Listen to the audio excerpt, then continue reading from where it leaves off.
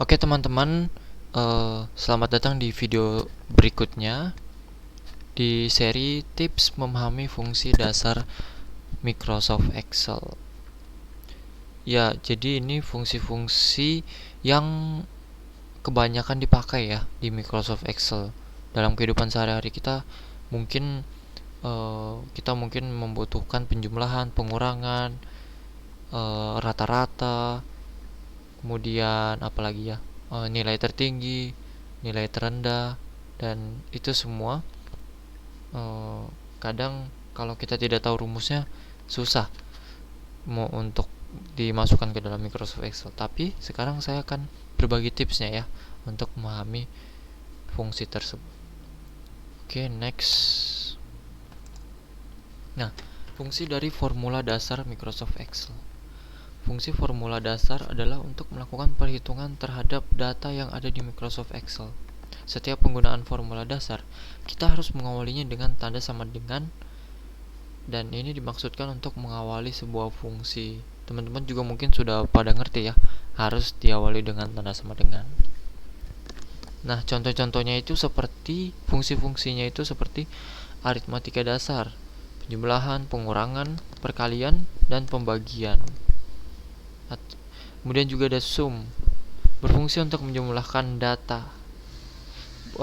Berbedanya dengan yang fungsi penjumlahan ini, kalau fungsi penjumlahan mungkin cuma untuk dua ya, antara dua angka.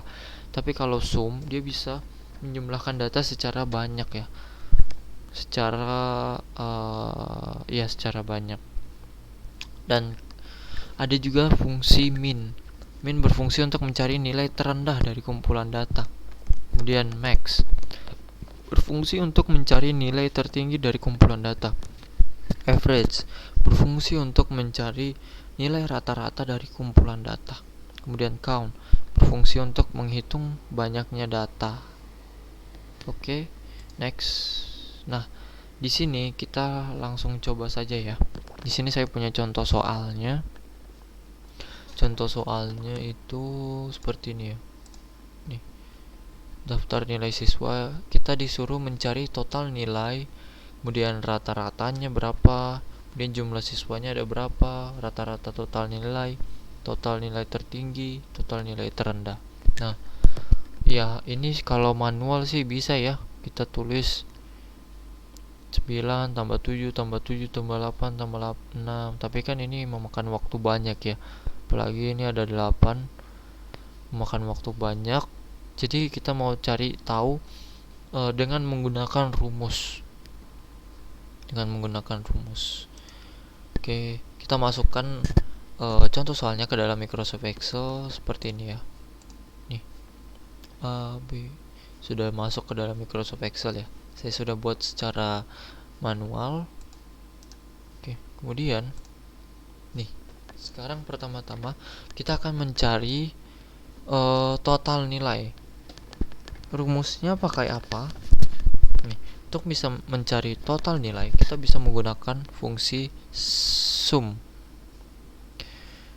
Dapat ditulis sama dengan, ingat ya, di awal rumus pasti ditulis sama dengan sum buka kurung C5 titik 2, itu artinya dia memilih beberapa sel ya, tidak hanya satu saja. Kemudian G5, kemudian ini maaf ya, ada kesalahan, harusnya tutup kurung juga seperti di gambar ya, C5 G5. Ini C5 di sini kita blok sampai G5 di blok sini. Kemudian kita tekan enter, nanti muncul hasil dari total nilainya. Nah, karena sudah didapat fungsinya, untuk mencari selanjutnya tinggal kita tahan dan tekan ke bawah. Ya, teman-teman juga mau kalau manual boleh sih ditulis satu-satu sama dengan sum C6 G6 atau C7 sampai G7.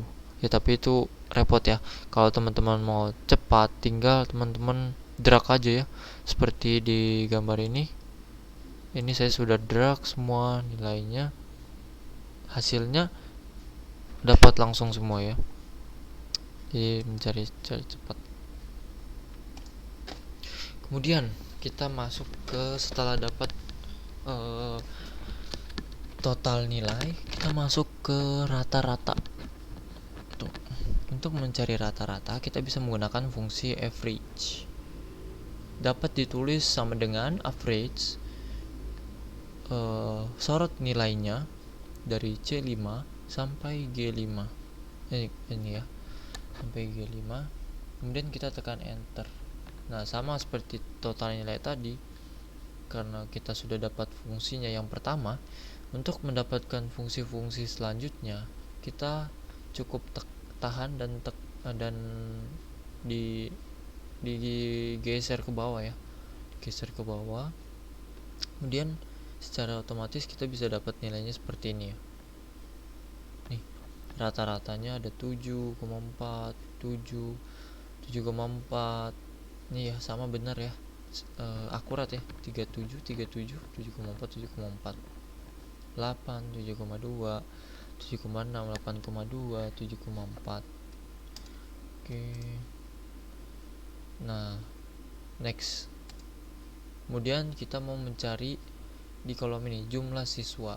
Ya, ini memang bisa manual ya. Tapi kalau misalnya bagaimana kalau ada siswanya sebanyak 500 orang, atau anggap aja ini nomor anggap aja ini iya, siswanya 500-an ya. 500 berapa gitu, kita kan nggak tahu ya berapa. Cukup kita pakai fungsi count. Count ini bisa menghitung jumlah siswanya.